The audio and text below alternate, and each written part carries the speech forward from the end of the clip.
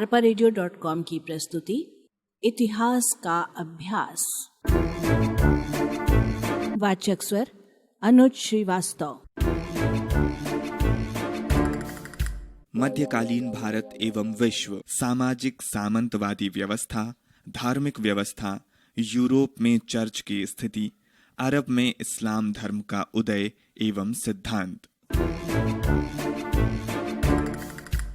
प्राचीन काल में एशिया, यूरोप, अमेरिका और अफ्रीका में कुछ सभ्यताएं पनपी। बर्बर जातियों के आक्रमण के कारण 500 ईस्वी तक पश्चिम में रोम का साम्राज्य समाप्त हो गया, किंतु पूर्वी रोम साम्राज्य, जिसकी स्थापना 500 ईस्वी से पहले हो चुकी थी, लगभग 100 वर्ष बाद तक चलता रहा। उस समय पश्चिमी यूरोप बहुत छोटे छोटे राज्यों में बंटा हुआ था, किंतु कुछ विजेताओं के पतन और नए राज्यों के उदय के पश्चात विश्व के राजनीतिक मानचित्र में बहुत परिवर्तन आया। पश्चिमी यूरोप में परिवर्तन अधिक स्पष्ट थे। इस काल में वहां जिस सामाजिक आर्थिक व्यवस्था का विकास हुआ, वो प्राचीन काल की सामाजिक आर्थिक व्यवस्था से काफी भिन्न थी। प्राचीन यूनान और रोम में उत्पादन का अधिकांश कार्य इस काल में पश्चिमी यूरोप में जो व्यवस्था विकसित हुई उसे सामंतवाद कहा जाता है।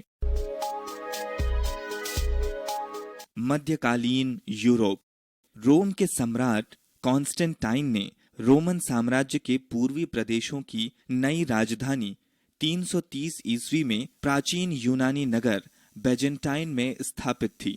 इन नगरों का नाम सम्राट कॉन्स्टेंटाइन के नाम कॉन्स्टेंटिनोपल पड़ा। पश्चिम रोमन साम्राज्य बर्बर आक्रमणों द्वारा नष्ट हो चुका था, मगर 1000 सालों तक पूर्वी रोमन या बेजेंटाइस साम्राज्य का नाम बना रहा। बेजेंटाइस सम्राट ईसाई धर्म की जिस शाखा के अनुयायी थे, उसे पूर्वी या ग्रीक ऑर्थोडॉक्स चर्च कहा जाता था। तुर्कों ने 1453 में बेजेंटाइन साम्राज्य के प्रदेशों को जीत लिया। रोमन साम्राज्य के पतन के पश्चात पश्चिमी यूरोप में बड़ी अव्यवस्था फैल गई। अनेक छोटे छोटे राज्यों का उदय हुआ। सन 800 ईस्वी के लगभग शार्लेमन ने एक बड़ा साम्राज्य स्थापित कर लिया, जिसमें आधुनिक फ्रांस, जर्मनी तथा इटली के कुछ भाग शामिल थे। उसकी मृत्यु के बाद ये साम्राज्य छिन्न भिन्न हो गया। सन 1000 ईस्वी के लगभग एक नए साम्राज्य की स्थापना हुई। इसे पवित्र रोम साम्राज्य कहा जाता है। इसमें जर्मनी और ऑस्ट्रेलिया के छोटे बड़े राज्य शामिल थे। धीरे धीरे पश्चिमी यूरोप के अन्य भागों में भी कुछ नए राज्य पनपे। यूरोप में सामंतवादी व्यवस्था।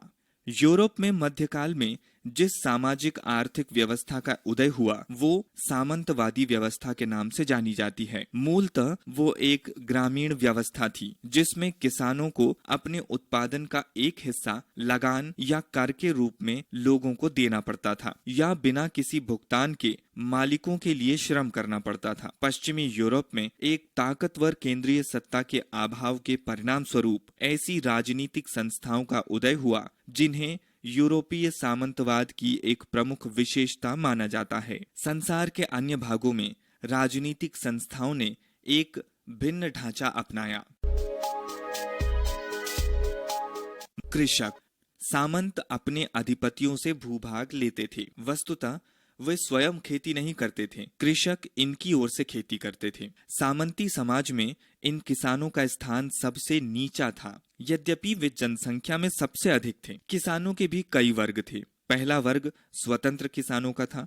वे अपने अधिपति से जमीन प्राप्त करके उस पर खेती करते और इस प्रकार उसका प्रबंधन करते, मानो वो उनकी ही भूमि हो। वे अपनी उपज का एक भाग जागीरदार को दे देते थे। कृषि दासों को कुछ निश्चित दिन अपने जागीरदार के खेतों में भी काम करना पड़ता था। शेष दिनों में उन्हें उन खेतों पर कार्य करने की छूट थी जो उन्हें अपने अधिपति से मिले थे।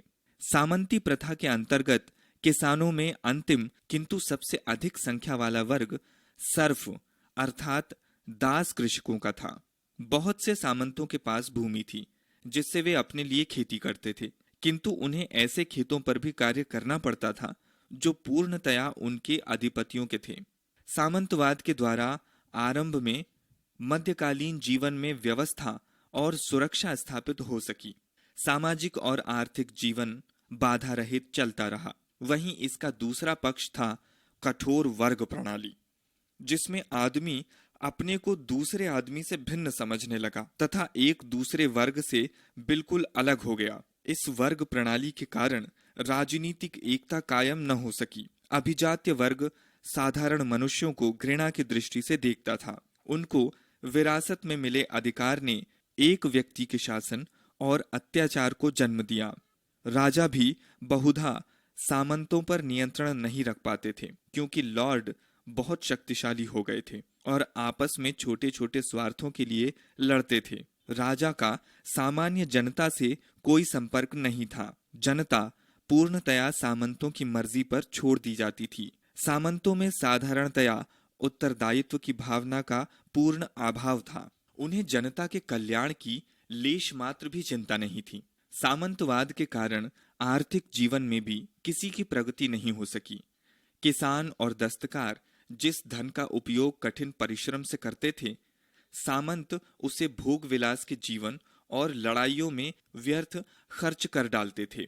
नए तौर तरीकों की खोज को प्रोत्साहन नहीं दिया जाता था। लॉर्ड और चर्च के नेता दोनों ही अपने लिए नए प्रदेश और समृद्धियां प्राप्त करना चाहते थे। इसलिए वे पवित्र युद्ध या धर्म युद्ध, जिसे क्रेसेड कहते थे, अथवा जिहाद करने के लिए प्रेरित हुए।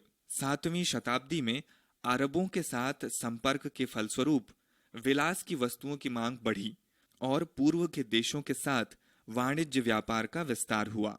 धर्म युद्धों के कारण चर्च के काफी संपत्ति और साधन खर्च हो गए। फलतः धन इकट्ठा करने के लिए अनुचित तरीके अपनाए गए। अरबों के साथ संपर्क के अच्छे परिणाम हुए। अरबों ने उन्हें अपनी सभ्यता की कलाओं और विज्ञान से परिचित कराया। यूरोप वासियों ने कुतुबनामा का ज्ञान प्राप्त किया और कागज बनाने की कला सीखी। धर्म युद्धों के कारण ही अरबी भाषा से बहुत से शब्द अंग्रेजी भाषा में आए, जैसे लेमन, शुगर, सिगुर, सोफक, मुस्लिन, सॉटिन, बाजार, अलजेब्रा, जीरो, साइफा, केमिस्ट्री आदि। मध्यकालीन यूरोप में चर्च। मध्यकाल में रोम कैथोलिक चर्च भी पश्चिमी यूरोप में उतना ही शक्तिशाली था जितना कि सामंतवाद। चर्च में सबसे ऊंचा स्थान पोप का था। उसे पृथ्वी और ईसा मसीह का प्रतिनिधि माना जाता था। जब कालांतर रोम के सम्राटों ने धीरे धीरे ईसाई धर्म को स्वीकार किया और आगे चलकर बर्बर सरदार भी इस धर्म के अनुयायी हो गए और पोप पश्चिमी यूरोप की ईसाई जनता का प्रमुख मान लिया गया। राजाओं की अपेक्षा पोप अधिक शक्तिशाली होते और वे राजा को अपना आदेश मानने के लिए बाध्य कर सकते थे। मध्यकालीन चर्च का योगदान। पूर्व मध्यकाल में केवल चर्च ही शिक्षा प्रसार के माध्यम थे। वे ही जनता को शिक्षा देते थे। प्राचीन कालीन यूनानी और रोमन सभ्यताओं के उत्कर्ष के समय अनेक पाठशालाएं विद्यमान थीं, जिनमें माता पिता बालकों को शिक्षा प्राप्त करने के लिए भेजते थे। वे पाठशालाएं पूर्व मध्यकाल में खत्म हो चुकी थीं। चर्च ने शिक्षा के प्रसार का जो कार्य किया वो नगण्य था।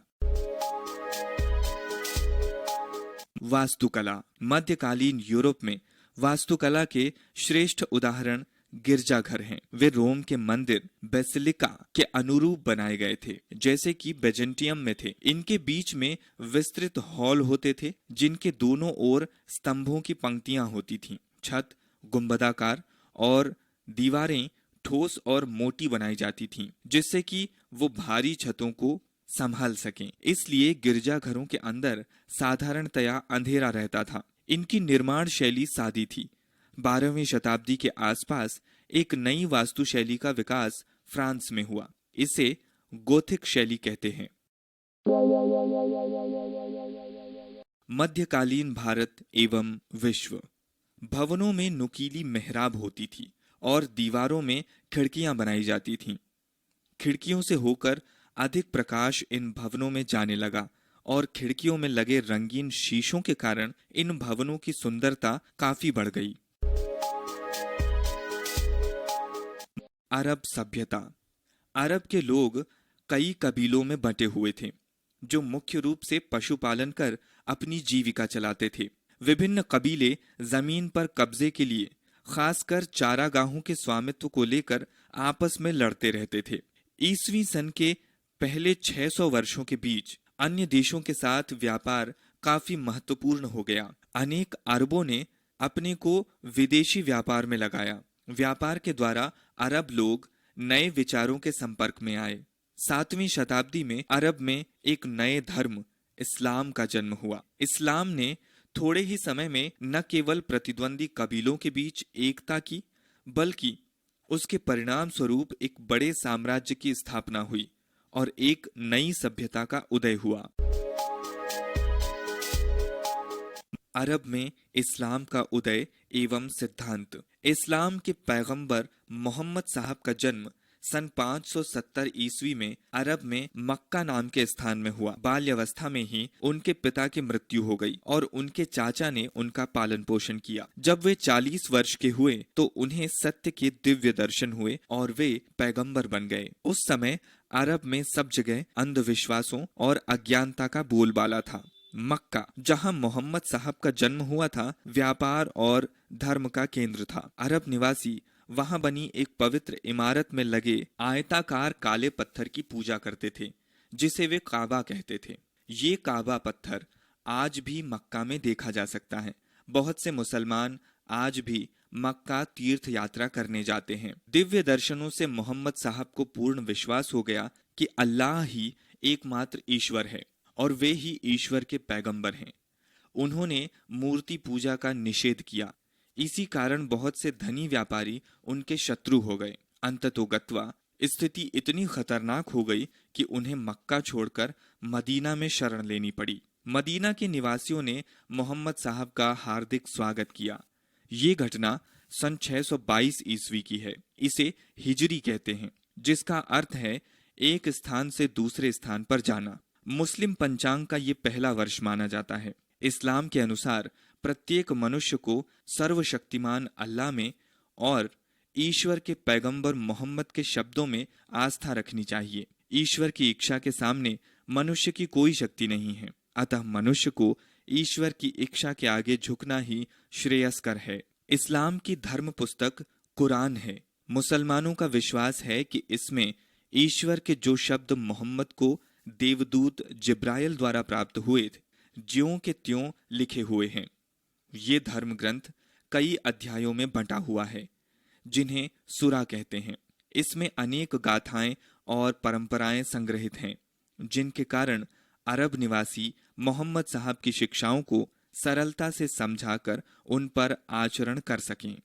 मुसलमान कुरान के अतिरिक्त मोहम्मद साहब की जीवनचर्या और उनके उपदेशों से भी शिक्षा लेकर उनका अपने जीवन में आचरण करते हैं।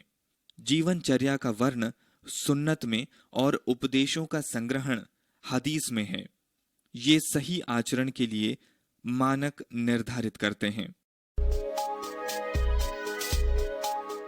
इस्लाम धर्म के सिद्धांत। पहला, एक ईश्वर पर विश्वास करना। इस्लाम धर्म में एक ईश्वर पर विश्वास किया गया है। अल्लाह के समकक्ष किसी दूसरे की तुलना नहीं की गई है। दूसरा, मूर्ति पूजा का खंडन। इस्लाम धर्म के मानने वाले अनेक देवी देवताओं पर विश्वास नहीं करते तथा मूर्ति पूजा के विरोधी हैं। आत्मा का सिद्धांत। अल्लाह ने मनुष्य को जन्म दिया है तथा सत्य का भी अधिकार उसी का है। कब्र में हिसाब लेने पर विश्वास किया है। एकता की भावना पर जोर। सभी ईश्वर के बंदे हैं, सभी को भलाई करनी चाहिए तथा भाईचारे की भावना को इस्लाम महत्व देता है। मुसलमानों के 5 कर्तव्य या फर्ज। पहला, कलमा। दूसरा, नमाज। तीसरा, रोजा। चौथा, ज़कात और 5वां, हज। arparedio.com की प्रस्तुति इतिहास का अभ्यास।